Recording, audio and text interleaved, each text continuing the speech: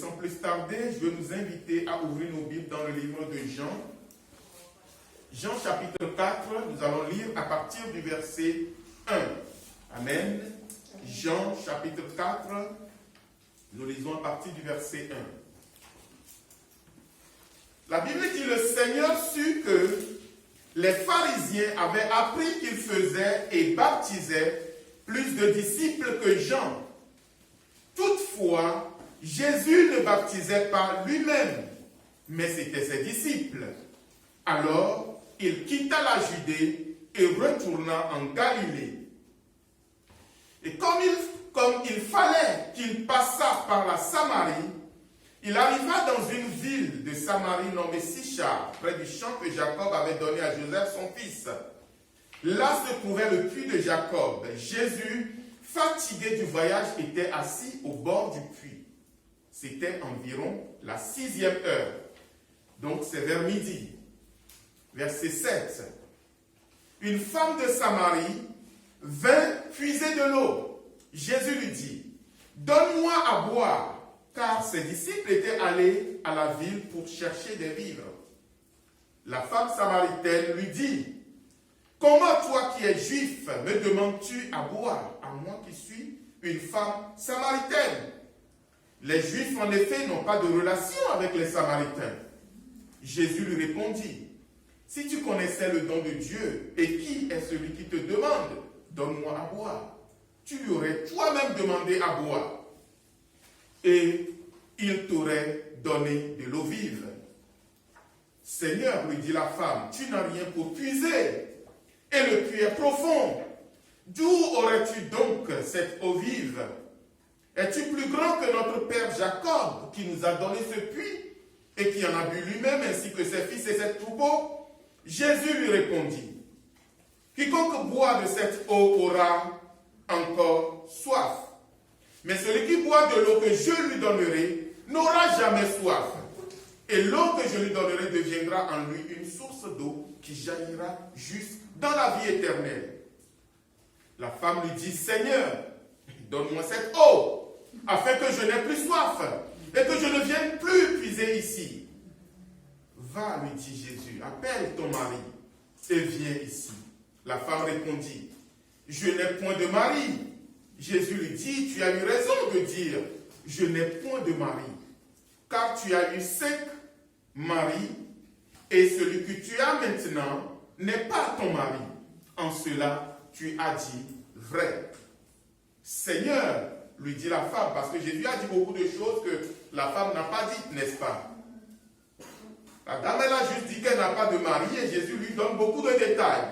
Donc je reprends le verset 19. « Seigneur, lui dit la femme, je vois que tu es prophète. Nos pères ont adoré sur cette montagne. Et vous dites, vous, que le lieu où il faut adorer est à Jérusalem. » Femme, lui dit Jésus, crois-moi, l'heure vient où ce ne sera ni sur cette montagne, ni à Jérusalem, que vous adorerez le Père. Vous adorez ce que vous ne connaissez pas. Nous adorons ce que nous connaissons, car le salut vient des Juifs. Le secours vient des Juifs. Mais l'heure vient, et elle est déjà venue, où les vrais adorateurs adoreront le Père en esprit et en vérité, car ce sont là les adorateurs que le Père demande. Dieu est esprit, et il faut que ceux qui l'adorent en esprit et en vérité. La femme lui dit, « Je sais que le Messie doit venir, celui qu'on appelle Christ. Quand il sera venu, il nous annoncera toutes choses. » Jésus lui dit, « Je le suis, moi qui te parle. » Là-dessus, arrivèrent ses disciples, qui furent étonnés de ce qu'il parlait avec une femme. Moi je rajoute, avec une femme samaritaine. Toutefois, aucun ne dit, « Que demandes-tu » ou « De quoi parles-tu avec elle ?» Alors la femme, ayant laissé sa cruche, s'en alla dans la ville et dit aux gens, « Venez voir un homme qui m'a dit tout ce que j'ai fait. Ne serait-ce point le Christ ?» Ils sortirent de la ville et ils vinrent vers lui. Pendant ce temps, les disciples le pressaient de manger, disant, « Rabbi, mange! Mange, Seigneur! Maître, mange! » Mais il leur dit, j'ai à manger une nourriture que vous ne connaissez pas. Les disciples se disaient donc les uns aux autres, quelqu'un lui aurait-il apporté à manger? Jésus leur dit, ma nourriture est de faire la volonté de celui qui m'a envoyé et d'accomplir son œuvre. Ne dites-vous pas qu'il y a encore 4 mois jusqu'à la moisson? Voici, je vous le dis, levez les yeux et regardez les champs qui déjà blanchissent pour la moisson. Verset 39. Plusieurs Samaritains de cette ville crurent en Jésus à cause de cette déclaration formelle de la femme. Il m'a dit tout ce que j'ai fait. Aussi, quand les Samaritains vinrent le trouver, ils le prièrent de rester auprès d'eux. Et il resta là 2 jours. Un beaucoup plus grand nombre crurent à cause de sa parole. Et il disait à la femme, ce n'est plus à cause de ce que tu as dit que nous croyons, car nous l'avons entendu nous-mêmes. Et nous savons qu'il est vraiment le sauveur du monde. Amen. Alors voilà une histoire que nous connaissons, n'est-ce pas? On parle souvent de la femme samaritaine, on parle souvent du bon samaritain. Donc voilà, les samaritains on parle beaucoup des samaritains dans la Bible. Et même dans le langage courant, on utilise les samaritains pour différentes expressions. Mais là, Jésus a quelque chose à nous enseigner ce matin. Amen. Et je ne veux pas, je le dis d'entrée, ce matin, je ne veux pas beaucoup m'attarder sur la femme, parce qu'on parle souvent de cette femme. Mais le personnage principal de ma prédication ce matin, c'est le Maître lui-même, c'est Jésus lui-même. Amen. Dans quel contexte Jésus a-t-il quitté la Judée? Les tout premiers versets donc, de ce chapitre 4 nous dit que les pharisiens ont appris que Jésus baptisait plus de monde que Jean-Baptiste. C'était le contexte. Amen. Vous savez, Jean-Baptiste, il est celui qui est venu préparer le chemin de Jésus. Donc Jean-Baptiste, on peut supposer que Jean-Baptiste était le pasteur qui était dans la Judée, à Jérusalem, dans la région à cette époque. C'était Jean-Baptiste, le nouveau prophète, le nouveau jeune maître, qui avait ses disciples et il baptisait les gens. Et voici que Jésus qui arrive commence lui aussi par travailler. Amen. Disons à sa manière. Parce qu'il est venu pour un but. Et les pharisiens qui observaient Jean, qui commençaient par avoir une certaine notoriété, vous savez, à l'époque, ce qui inquiétait les pharisiens, c'était que Jean fasse beaucoup de disciples et que la doctrine enseignée par Jean prenne de l'ampleur. Et ça, c'est très inquiétant pour les pharisiens, pour les chefs religieux. Et voilà qu'ils étaient en train d'observer Jean dans sa progression. Voilà un autre qui arrive. Voilà un autre qui arrive, mais qui a encore un peu plus d'influence que Jean. Est-ce que vous me suivez? Jean baptise, par exemple, c'est pas 100 personnes par jour. Voilà un autre. Lui, quand il se déplace, c'est des foules. Il baptise, il guérit, il ouvre les yeux aux aveugles, il ressuscite les morts. Ses disciples sont en train de baptiser la foule. Et les pharisiens ont dit que mais, lui, il est en train de baptiser plus que Jean. Et ça a commencé par créer des problèmes. Mais ce genre de comparaison, parce que vous savez, on peut aussi manipuler les gens facilement. C'est-à-dire que les mêmes pharisiens peuvent susciter une sorte de conflit indirect entre les disciples de Jean et les disciples de Jésus. Est-ce que vous me suivez? C'est-à-dire que les gens qui suivent Jean, les personnes qui suivent Jean, ils ont commencé par se dire, mais pourquoi lui, il est en train de baptiser plus que notre maître? Remarquez que plusieurs disciples de Jean-Baptiste l'ont même quitté pour aller suivre Jésus. Aïe, ça fait mal ça. Alléluia. Jésus ne veut pas travailler dans un climat de rivalité. Jésus ne peut pas travailler, c'est le premier point bien aimé. Jésus ne peut pas travailler dans un climat de rivalité. Jésus ne peut pas travailler dans un climat de jalousie, dans un climat de conflit, dans un climat de compétition. Jésus n'est pas là-dedans. Et à partir du moment où le Seigneur a appris qu'il y a une histoire qui circule en ville, qu'il baptisait beaucoup de monde, il dit, mais ce n'est pas moi qui baptise. Jésus dit, mais ce n'est pas moi qui baptise, ce n'est pas moi qui baptise, c'est quoi cette histoire? Mais il savait que derrière, c'était pour qu'il soit tué avant le temps. Retenez bien, avant le temps. Le but, c'était que Jésus soit arrêté par les chefs religieux, comme ça arrivera plus tard, 3 ans après, mais pour que son ministère puisse s'arrêter avant le temps.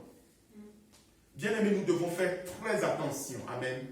Nous devons éloigner de nos cœurs tout esprit de compétition avec quelqu'un. Amen. C'est valable pour nous tous. Ne cherche pas à entrer en compétition avec qui que ce soit. À la rigueur, sois en compétition avec toi-même. Je ne sais pas si j'ai le droit de dire ça dans une église, mais une façon de dire que bats-toi pour ta vie. Amen. Bats-toi ce que tu peux faire. Fais-le. Les capacités que Dieu t'a données, développe-le pour que toi-même tu fasses ce que Dieu t'appelle à accomplir. Mais ne sois pas en jalousie avec quelqu'un. Nous sommes dans un monde où c'est la compétition, c'est la jalousie, c'est l'envie. Les familles se comparent, les amis se comparent, les collègues se comparent, même les jeunes se comparent. Ah, il a acheté ça, moi aussi je vais l'acheter. Il a eu ça, moi aussi je veux l'avoir. Il a pu obtenir ça, moi je veux obtenir au-dessus. Donc, le monde nous pousse constamment dans la compétition. Mais Jésus, qu'est-ce qu'il a fait? La Bible dit que quand ces choses ont commencé par arriver, Jésus s'est résolu de quitter la Judée pour la Galilée. Jésus a décidé de quitter l'endroit où il avait la réussite, l'endroit où il avait le succès, l'endroit où il avait une notoriété apparente. Jésus a décidé de quitter cet endroit pour aller dans un endroit où il n'aura pas le même écho, la même envergure. Est-ce que vous me suivez? Combien d'entre nous, ici, est capable de quitter un endroit où il est en train de réussir? Combien d'entre nous, ici, est capable, combien sont capables parmi nous, de dire non, mais là je suis, c'est là tout marche. Et pourtant je pars pour aller à un autre endroit. C'est l'exemple que Jésus nous a donné. Amen. C'est cet exemple que Jésus nous a donné. Et moi je bénis le Seigneur. Je loue mon Dieu. Amen. Ce n'est pas pour parler de nous, mais regardez, nous avons accepté de venir ici. C'est une façon de dire que, mais nous quittons tout ce que nous avons pu faire avant. Seigneur, nous allons pour accomplir quelque chose de nouveau pour toi. Mais ce n'est pas facile. Amen. Alléluia. Ce n'est pas facile. Ce n'est pas facile. Mais Jésus a pris la décision, la résolution de partir. Et c'est le deuxième point, prends la décision. Sois des hommes et des femmes résolus, déterminés. Amen. Déterminés. Prends la décision de changer de cap. Prends la décision de quitter les rivalités. Prends la décision de quitter Vous savez, il y a des gens, tout le temps ils vont créer des problèmes. Tout le temps ils vont créer des problèmes.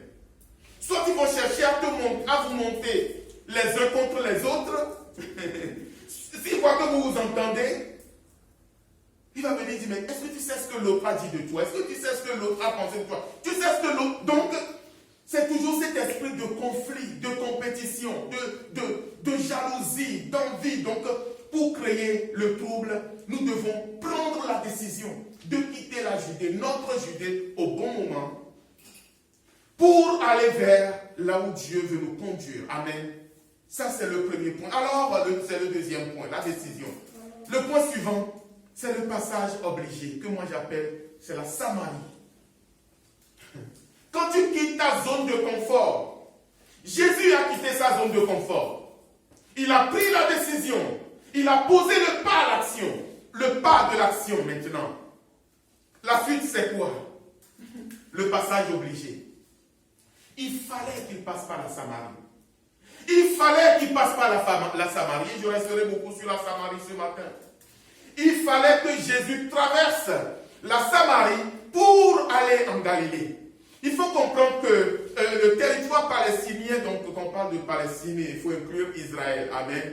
Il faut inclure Israël parce que avant que voilà, les délimitations ne soient faites, toute la région c'était la Palestine. Donc le royaume donc la Judée c'est en bas. Retenez simplement que la Judée c'est au sud. Et la Galilée est au nord. Maintenant pour passer du sud pour aller au nord, il faut passer par le centre. Et les Samaritains se trouvent au centre. Donc Jésus veut aller en Galilée, mais s'il veut vraiment contourner la Samarie, ça va être un chemin extrêmement long. Il fallait qu'il traverse la Samarie. Il fallait qu'il traverse la Samarie. Et dans nos vies, des fois, bien aimés, j'ai l'impression que nous avons des choses devant nous, nous avons un chemin à faire, mais nous avons des situations qui sont en plein sur notre chemin. Et nous avons envie de contourner cette situation, mais Dieu nous dit non. Il fallait que tu traverses cette situation. Il fallait que tu passes par ce chemin. Mais non, ce chemin est trop difficile. Les Samaritains et les Juifs n'avaient pas de relation. Un Juif ne peut pas dormir chez les Samaritains. Il y a constamment des problèmes entre les Juifs et les Samaritains. Comment est-ce que je dois encore passer par la main? Il fallait qu'il passe par là. Vous savez, dans Matthieu, vous pouvez noter Matthieu 10, verset 5 jusqu'au verset 6. Jésus lui-même disait un jour à ses disciples, je vous envoie, amen, mais n'allez pas vers les villes de Samarie. Jésus, n'allez pas vers les Samaritains. Allez vers les brebis perdues de la maison d'Israël. Amen. Matthieu 10, verset 5 et 6. N'allez pas là-bas, n'allez pas, non, les Samaritains, non. Laissez-les, allez plutôt vers les brebis de la maison, les brebis perdues de la maison d'Israël. Pourquoi? Parce que les Samaritains avaient leur doctrine. Ils avaient leur façon de voir les choses. Et c'est ce que cette femme a développé dans son argumentaire à Jésus. Il a dit, mais tu sais que nous n'avons pas de relation, ça c'est le premier point. Deuxièmement, vous vous dites qu'il faut adorer à Jérusalem, mais nous, on dit qu'il faut adorer dans les montagnes, sur la montagne. Donc, aucune relation entre nous. Amen. Mais pourtant, Jésus doit passer par là. Et quand Jésus a rencontré cette femme, la première chose que Jésus a demandé à cette femme, c'était « Donne-moi de l'eau à boire ». Ça veut dire « Puise de l'eau et donne-moi ». Vous savez, dans plusieurs cultures, le fait de donner de l'eau à quelqu'un, c'est vraiment un signe d'accueil et de bienvenue. Dans plusieurs milieux, quand quelqu'un arrive, le premier geste qu'on fait, c'est qu'on lui offre de l'eau à boire. Amen. Je peux donner l'exemple. En France, par exemple, quand quelqu'un arrive chez toi pendant l'hiver, le premier réflexe, c'est que tu ne lui fais pas, tu lui proposes un thé ou un café. Est-ce que vous me suivez? Donc, c'est un geste d'affection. C'est un geste de bienvenue. Et là où il fait chaud, on ne propose pas du café, on propose de l'eau. Mais c'est le même geste. Jésus est en train de dire à cette femme, accueillez-moi bien, madame. La femme dit, mais comment est-ce que moi je peux t'accueillir? Vous savez que nous ne nous entendons pas. Vous savez que nous ne nous parlons pas. Vous savez que nous ne voyons pas les choses de la même manière. Vous voyez que vous dites qu'il faut aller là, nous disons qu'il faut aller là. Vous savez que nous n'avons pas dormi chez vous. Vous n'avez pas dormi chez nous. D'ailleurs, qu'est-ce que tu fais au bord de ce puits? Que fais-tu déjà? Déjà, qu'est-ce que tu viens faire au bord de ce puits? Ce puits, c'est notre père, Jacob, qui nous l'a creusé. Lui-même, il en a bu. Ses enfants en ont bu. Ses animaux, ses troupeaux en ont bu. Et nous sommes encore là et nous en buvons aujourd'hui. Veux-tu venir fermer notre puits? Jésus lui dit, si tu savais celui qui te demande de l'eau, alors ce serait à toi-même de lui demander à boire. Et c'est là où toute la discussion va changer. Bien-aimé, qu'est-ce que je veux dire par là? Samarie était en opposition aux Juifs. Les Juifs avaient peur de traverser la Samarie. Amen. Et dans Luc 9, vous pouvez aussi le noter, Luc 9, 52 à 54, alors qu'un jour Jésus devait descendre, cette fois-ci de la Galilée, pour aller jusqu'en Judée, donc à Jérusalem. Il devait encore, donc dans le voyage retour, il devait traverser la Samarie. Ils ont refusé de les héberger. Est-ce que vous me suivez? Les Samaritains, ces disciples sont partis chercher donc un gîte, un logement. Ils ont dit, vous êtes des Juifs, vous ne dormez pas ici.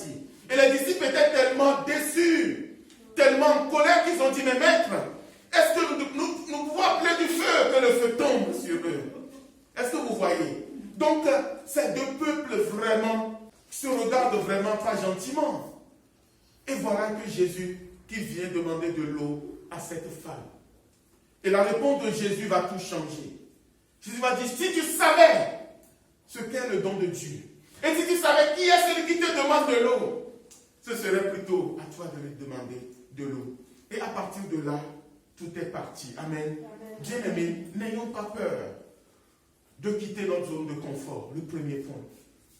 Deuxième point, la décision. Le troisième point, ne fuyons pas. Ne fuyons pas le passage obligé. Ne fuyons pas le passage obligé. Bien-aimés, quand Dieu permet, c'est pourquoi cet évangile que j'entends un peu partout, ça m'attriste du fond de mon cœur. Dieu veut que son peuple aille de victoire en victoire. Mais mon frère, ma soeur, il n'y a aucune victoire sans combat. Notez-le quelque part. Il n'y a aucune victoire sans combat. Et aucune victoire, c'est comme tu es là ce matin, je vais vous donner un exemple. C'est comme tu es là ce matin, on t'appelle, on te dit, tiens 10 millions, 10 millions d'euros. Tiens, 10 millions d'euros. Je vais vous dire quelque chose. Ce n'est pas sûr que tu sois vraiment heureux. Je dis, ce n'est pas sûr que tu sois vraiment heureux. C'est bizarre. Et pourtant, nous voulons tous. Oui, franchement, moi-même j'en veux. Mais et pourtant, je vous dis la vérité, je ne sais pas comment vous l'exprimer, c'est des choses puissantes. J'ai vu des gens gagner, soi-disant au loto, mais quelques temps après, tu vois, il est ouvrier, quoi. Il est ouvrier, il a sa vie de tous les jours. Et dans sa vie, il se rend compte que, donc je ne suis plus obligé de me lever à 5 h du matin pour aller à mon usine. Ah oui, mais avant, quand j'allais au magasin, j'achetais, je faisais attention. Donc maintenant, je ne dois même plus compter. Mais mon quartier où je vis, là, mon petit quartier modeste, donc, maintenant, je vais faire quoi? Je vais aller acheter dans le quartier des riches et je vais aller habiter là-bas. Est-ce que je vais être vraiment bien là-bas au final? Mais ma voiture, ma petite Clio que j'ai ou je ne sais pas quoi, mais maintenant, je vais conduire quoi comme voiture? Une Mercedes, la grosse là, où je vais avoir du mal à garer là. Est-ce que vraiment, vous voyez? Et les gens se retrouvent avec beaucoup d'argent. Et ils se rendent compte que le problème, ce n'est pas l'argent dont nous avons besoin. Mon frère, ma soeur, ce dont un homme a besoin, ce n'est pas l'argent. J'allais dire, c'est un pauvre comme toi qui te parle, mais je ne suis pas pauvre. Amen, je suis riche en Jésus, amen. Oui, je suis riche en Jésus, amen. Nous ne sommes pas à la rue, gloire à Dieu, alléluia. Il pourvoit nos besoins. Mais c'est la vérité, amen. Ce dont nous avons besoin, c'est ailleurs. Vous savez, quand les disciples de Jésus sont venus, et qu'ils ont vu que Jésus parlait avec cette femme, déjà, le maître il parle avec une femme. En plus, il n'y a personne, qu'est-ce qu'il est en train de lui dire? Qu'est-ce qu'ils sont en train de... Une Samaritaine, qu'est-ce qu'il cause avec elle? Vous voyez? Après, ils vont mettre la pression. Jésus parlait avec la femme, il dit, maître, le repas, maître, viens manger. Au point que Jésus va se retourner vers eux, il dit, mais ma nourriture, c'est de faire la volonté de celui qui m'a envoyé. Amen. La volonté de celui qui m'a envoyé. Amen. Amen. Ma nourriture, c'est de faire la volonté de celui qui m'a envoyé. Bien-aimé, le succès, la réussite, Dieu le veut pour nous. Il veut que tu sois béni. Amen. Il veut que tu sois bien. Il ne veut pas que nous soyons dans le manque. Non. Amen. Si Dieu te donne 10 millions, gloire à Dieu. Amen. Je serai le premier à danser. Parce que si tu as 10 millions, si tu aimes le Seigneur, peut-être tu vas venir, tu vas nous dire, hé, pasteur, le petit local là, hein? Tu vas faire, pasteur, le petit local là, vous sortez de là. Amen. Alléluia. Donc nous voulons les bénédictions. Amen. Mais mon propos, c'est pour dire que ce dont nous avons besoin, bien-aimés, c'est au-delà de ces choses. C'est au-delà de ces choses. Il y a une joie, il y a une bénédiction, il y a un bonheur qui ne se trouve qu'en Christ. Amen. Je peux le dire. Alléluia. Je côtoie des gens qui sont riches. Je peux le dire. Je côtoie des gens qui ont beaucoup d'argent. Je vous ai dit ici. Des gens que je côtoie, donc je sais qu'ils ne sont pas heureux. Je sais qu'ils souffrent. Mais, bien-aimé, Dieu veut que nous puissions trouver le vrai bonheur en lui. Alléluia. Le vrai bonheur en lui. Je disais à quelqu'un qui est venu nous visiter récemment, je l'ai pris dans ma voiture. Quand on allait chez moi, je lui dis, tu vois, il vient d'Afrique, et il vit en Afrique. Je dis, tu vois, ici, tu vois, dans tous nos quartiers, là, la plupart de mes voisins, ils ont des vélos. Des vélos, oui. Beaucoup pour aller au travail, ils prennent le vélo. Vous ne les voyez pas, vous ne voyez pas des gens. Le matin, beaucoup sont à vélo. Ceux qui ont leur travail à 30 minutes de chez eux, ils ne prennent plus la voiture. Ils prennent leur vélo. Maintenant, le vélo électrique, ils prennent le vélo. Alléluia. Et je disais à ce monsieur que vous voyez, c'est qu'on ne sait pas ce qui se passe, qu'on va mettre d'autres choses devant les gens. Je dis alors que peut-être chez toi là-bas, au Gabon, les gens sont en train de pleurer pour avoir une voiture. Est-ce que vous me suivez? Les pasteurs vont me dire, Dieu te donne une voiture. Oh, je reçois. Oui, mais Dieu me donne. Si tu as besoin de voiture, je prie que Dieu te donne. Dieu te donne ceci, Dieu te donne ceci. Je dis, mais regarde. Je dis, si chez moi, il y a un local vélo, 2 locaux pour les vélos, remplis de vélos et de trottinettes. Ça dit que les gens qui ont les moyens, les gens qui ont l'argent, les gens qui ont de belles voitures garées au parking, ils prennent le vélo. Est-ce que vous voyez? Parce qu'ils ont compris que ce dont ils ont besoin, ce n'est pas la voiture. Mais ce dont ils ont besoin, c'est leur bonne santé. Ils ont compris que ce dont ils ont besoin, c'est leur bonne santé. Et ils savent que s'il peut aller à son travail qui est à 30 minutes à vélo, ou entre le vélo et sa voiture, il préfère prendre le vélo parce que le vélo va lui permettre de faire des exercices. Et il sait que plus il va faire des exercices, eh bien, il va être en bonne santé. Alléluia. Et je pense que nous qui sommes enfants de Dieu, quand nous voyons, quand j'observe ces choses, je le ramène dans le royaume de Dieu. Je dis, ah Seigneur, c'est vrai, tu nous as tout donné. Alléluia. Il m'a tout donné. Il m'a tout donné, car il est fidèle. Quand je vais en Afrique et je prêche, les gens sont fâchés. Ils sont fâchés. Ils disent, mais lui, il a fini de manger, il vient nous dire. Ah oui, je l'assure. Ah, un jour, un pasteur, il était dans une église de pasteur, il n'était pas content du tout. Je parlais aux gens, comme je prêchais avant la Patricia, quand j'étais plus jeune. Ah, je dis, vous êtes bénis ici. Dieu vous a bénis. Vous avez tout. Les gens n'étaient pas contents. Et ils disent, mais c'est un pasteur, s'il sort de Paris, nous on souffre ici, il vient nous dire que nous sommes bénis, nous avons tout. Ah, heureusement que le pasteur me connaissait, sinon, moi je serais blacklisté chez lui. Et là-bas. Mais bon, c'est parce qu'il a gardé une relation avec moi, mais un peu à distance, quoi, parce que bon, il dit, pour lui, ces prédications, tu vois, c'est pas vraiment les trucs que... voilà, c'est pas vraiment ce qu'il nous faut. Ces prédications-là sont trop compliquées. Mais bon, moi aussi, c'est ce que Dieu a mis dans ma bouche, c'est ce que je prêche. Amen. Je prie qu'il m'aide, que je puisse continuer à le prêcher jusqu'au bout. Amen. Jésus n'a pas fui les problèmes. Amen. Jésus n'a pas fui le passage obligé. Il a traversé la Samarie et c'est là où Dieu va ouvrir les portes. Amen. Excusez-moi très bien ce matin. Dieu a un plan merveilleux pour toi au milieu de ton passage obligé. Amen. Ce que tu veux fuir là, c'est là où Dieu veut manifester sa puissance. Amen. Ce que tu veux fuir, c'est là où Dieu veut se glorifier. Amen. Ce que tu veux éviter à tout prix, c'est là où Dieu va montrer sa puissance. Amen. Jésus, dans cette ville de Sichar, bien-aimé, la Bible dit qu'il va rencontrer cette femme. Et Jésus va parler avec cette femme et quelque chose va se passer. Imaginez une femme. Cette femme, vous avez vu son histoire. Elle a une histoire vraiment, certains peuvent dire c'est vraiment une histoire pitoyable. Mais au travers de la vie de cette femme, le ministère de Jésus va totalement bouleverser la Samarie. Le ministère de Jésus va bouleverser la Samarie. Et ce matin, le Seigneur m'a envoyé, bien-aimé, pour dire à chacun d'entre nous que Dieu veut que nous bouleversions nos villes. Dieu veut que nous bouleversions nos amis. Oh, bien-aimé, recevez ce matin. Dieu veut que nous puissions bouleverser des familles. Dieu veut que nous puissions bouleverser des vies. Dieu a mis quelque chose dans ta bouche. Dieu a mis quelque chose dans ma bouche. Bien-aimé, n'ayez pas peur des difficultés. C'est mon message ce matin. N'ayons pas peur, ne cherchons pas à éviter les difficultés. Vous savez, quel exemple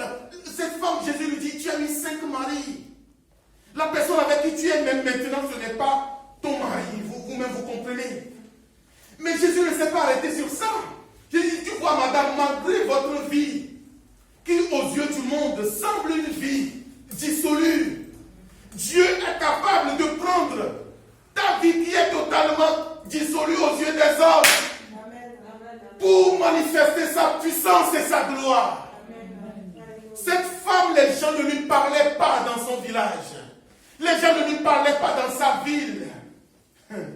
Les gens ne lui parlaient pas dans sa ville. Elle venait puiser de l'eau à midi. Les femmes, quand vous connaissez ces régions, les femmes vont puiser soit tôt le matin ou dans l'après-midi, quand le soleil est déjà descendu. Et elle y va à midi, au moment où il n'y a personne. Et dans les villages, vous ne verrez jamais une femme toute seule aller chercher de l'eau. Jamais. Elles sont toujours en groupe. Mais cette femme, elle n'a plus d'amis. Elle est seule. Et c'est cette femme que Jésus va toucher. Et c'est cette femme que Jésus va rencontrer. Et c'est avec cette femme que Jésus va parler. Cette femme qui avait peur, elle vivait dans la peur. Qu'elle a reçu la parole de Jésus, la peur est partie. Amen. Elle vivait dans la peur est partie. Elle vivait dans le rejet est parti. Amen. Elle vivait dans l'isolement. Oh, elle était timide. Elle vivait dans les séparations, les divisions établies depuis des décennies. Maintenant, elle parle avec un juif. Et quand Dieu a touché cette femme bien-aimée, la Bible dit, elle a jeté son seau, je ne sais pas quoi, son récipient. Elle est partie dans son village. Elle est partie dans sa ville. Elle est partie au milieu des gens qui l'ont mis de côté. Elle est partie au milieu des gens qui ne pouvaient plus la sentir, quoi. Qu'elle est arrivée, les gens la voyaient arriver sans sa bassine. Ils disent, mais qu'est-ce qui se passe? Elle dit, venez voir un homme qui m'a dit tout ce que j'ai fait. Elle ne l'a pas pris comme un jugement. Non! Elle l'a pris comme une grâce. Parce qu'en fait, quand Jésus lui dit que il y a cette eau vive que je peux te donner, tu n'auras plus jamais soif. En fait, c'est cette eau que Jésus venait de lui donner. C'est cette eau que Jésus venait de lui donner. Une fois qu'elle a reçu cette eau, c'est la parole vivante. Qu'elle a reçu cette parole bien-aimée, elle n'a plus soif. Amen. La peur est partie. Amen. La timidité est partie. Le rejet est parti. Je parle souvent avec des gens qui, quand ils ont des problèmes, en tant que pasteur, ils vont m'expliquer des situations. Et en expliquant la situation, je constate souvent que, après ils vont dire, mais au final, c'est la faute de telle personne. Et souvent, je dis aux gens, je comprends parfaitement, je comprends, je sais, je vois. Mais, si tu veux sortir de ton problème, ne dis jamais que c'est la faute de tel ou de tel. Ne dis jamais ça. S'il y a des choses qu'il faut, peut-être toi-même, dire qu'il faut que je change, il faut le faire. Mais, le deuxième point, c'est que, considère que c'est une opportunité pour aller plus loin. Bien-aimé, il n'y a aucun problème qui soit au-dessus de Dieu. Chaque problème que nous rencontrons est une opportunité. Écrivez-le quelque part. Je vous le dis de la part de Dieu. Quel que soit le problème que tu vis, quel que soit le problème que tu vis, tout problème, c'est une opportunité. Alléluia. Alléluia. Oh, je veux que cette parole soit gravée dans ton cœur ce matin. Dieu permet des situations. Dieu permet des situations. Cette femme, à cet instant précis, elle n'est plus dans la démarche d'accuser les maris qu'elle a eus. Elle n'est plus dans la démarche d'accuser sa belle famille. Non! Elle a laissé tout cela de côté. Elle a reçu cette eau qui vient de Christ. Et elle est partie au milieu de son peuple. Oh, alléluia. Bien-aimé, c'est Dieu qui crée les rencontres. C'est Dieu qui crée les rencontres. Et ce que je vais dire, c'est que, au milieu de ton problème, Dieu va créer une rencontre.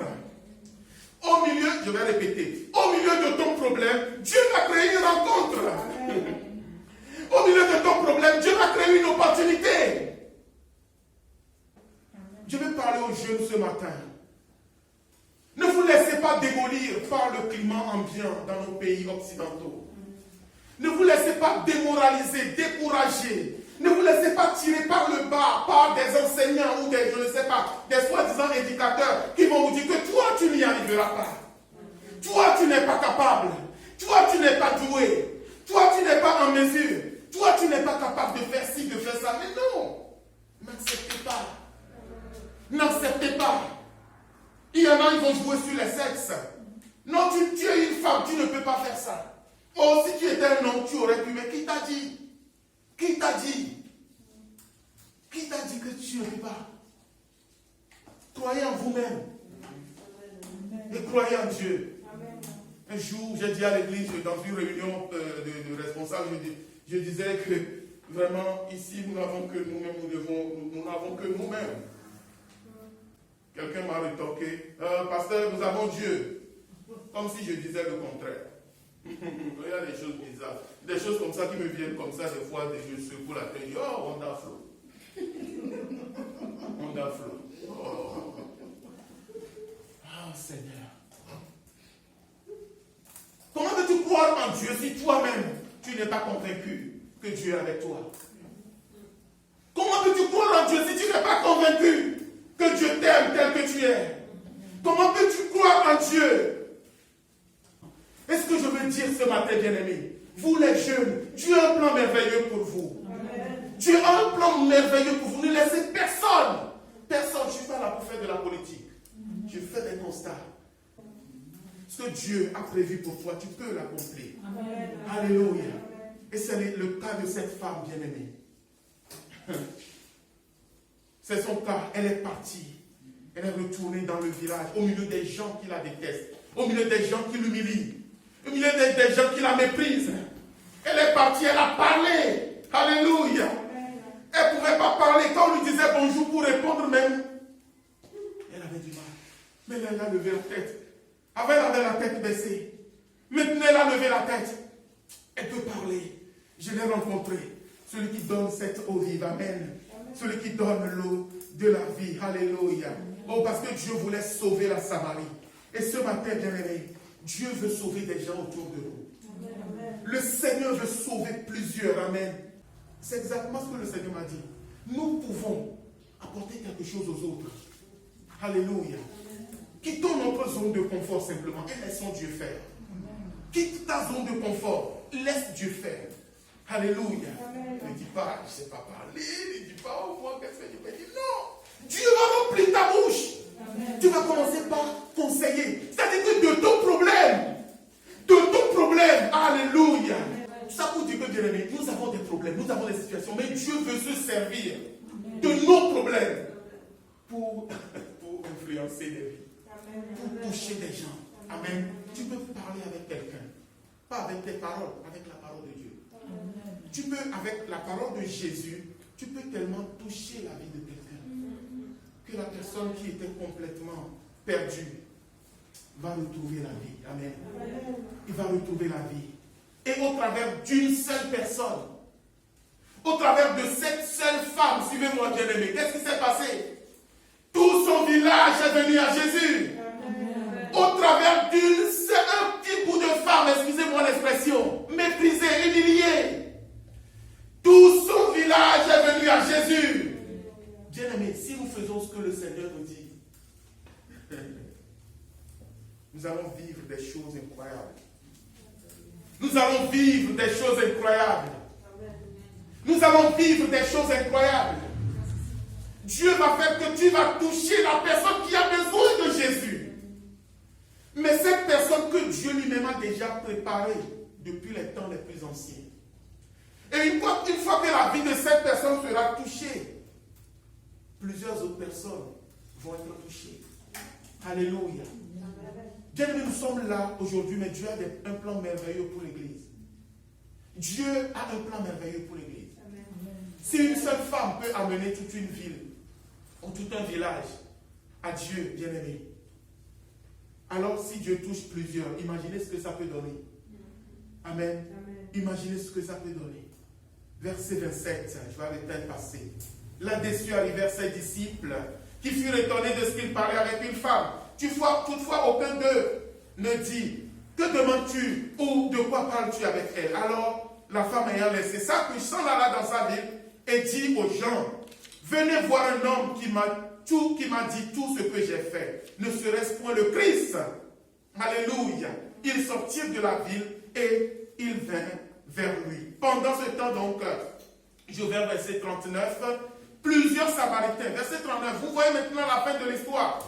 Plusieurs Samaritains de cette ville crurent en Jésus à cause de cette déclaration formelle de la femme. Il m'a dit tout ce que j'ai fait. Aussi, quand les Samaritains vinrent le trouver, ils le prièrent de rester auprès d'eux et il restera là 2 jours. La ville où le juif ne pouvait pas être accepté. Jésus a été accueilli là-bas. Il a dormi là-bas. Il est resté pendant 2 jours. Bien aimé, il n'y a que Dieu qui peut faire ces miracles. Ce que nous ne pouvons pas imaginer, c'est ces choses que Dieu veut faire. Ce que nous ne pouvons pas imaginer. Jésus a été accueilli là-bas. Alléluia. Lui, il allait en Galilée. Il ne venait pas en Samarie. Mais à cause de sa parole, à cause de cette femme, à cause de la puissance de l'évangile, les portes sont ouvertes. Oh Seigneur. Et il a dormi là pendant 2 jours. Donc le verset suivant. Alléluia. C'est quel verset? 41. Merci. Un beaucoup plus grand nombre crurent à cause de sa parole. Et il disait à la femme, ce n'est plus à cause de ce que tu as dit que nous croyons, car nous l'avons entendu nous-mêmes et nous savons qu'il est vraiment le Sauveur. Amen. Il est vraiment le Sauveur. Alors vous voyez, Jésus va dire à ses disciples que la moisson est déjà blanche. Alléluia. La moisson est déjà blanche. Une façon de dire que mais vous vous inquiétez pour beaucoup de choses. Vous vous inquiétez pour ma nourriture. Mais les âmes sont déjà là. Les gens sont prêts à recevoir l'évangile. Mais ce n'est pas une question de crier comme ça dans la foule. Non. Dieu veut que quelqu'un soit touché. Une personne qu'il a préparée sur ton chemin de difficulté. Est-ce que nous avons compris la pensée? Une personne qu'il a préparée, non pas en Judée, ni à Jérusalem, en Samarie. Sur le territoire de l'opposition. Sur le territoire de ton épreuve. Alléluia. La moisson, elle est déjà blanche. Les âmes sont déjà là. Alléluia. Oh Jésus. Verset 35. Ne dites-vous pas qu'il y a encore 4 mois jusqu'à la moisson? Voici, je vous le dis, levez les yeux et regardez les champs qui blanchissent pour la moisson. Si tu laisses la moisson dans le champ et que vous n'allez pas les ramasser au bon moment, les oiseaux vont venir. Si c'est des céréales, les oiseaux vont venir. Les oiseaux migratoires, en une journée, ils vont tout dévorer. Et ce que le Seigneur attend de nous, en tout cas moi en ce qui me concerne, bien aimé, c'est que nous puissions récolter les âmes de Dieu. C'est que nous puissions exhorter. C'est que nous puissions sauver, nous puissions encourager au bon moment. Et c'est le temps plus que jamais pour que nous puissions moissonner pour notre Maître. Mettre de côté tous ceux qui sont précieux pour Dieu. Il n'a pas dit que c'est l'ivraie, c'est la moisson. Mais si tu laisses la moisson là, sans la récolter, tu auras des problèmes. Nous avons compris. Nous avons une responsabilité. Amen. Nous avons des gens à sauver. Peut-être c'est toi qui vas sauver cette femme. Juste par tes paroles que Dieu va mettre dans ta bouche. Peut-être c'est toi qui vas sauver ce jeune. Juste par tes paroles. Beaucoup de souffrance dans le milieu des jeunes, dans le milieu des ados. Nous pouvons faire quelque chose. Amen. Nous pouvons faire quelque chose. Alléluia. Levons-nous, nous allons prier.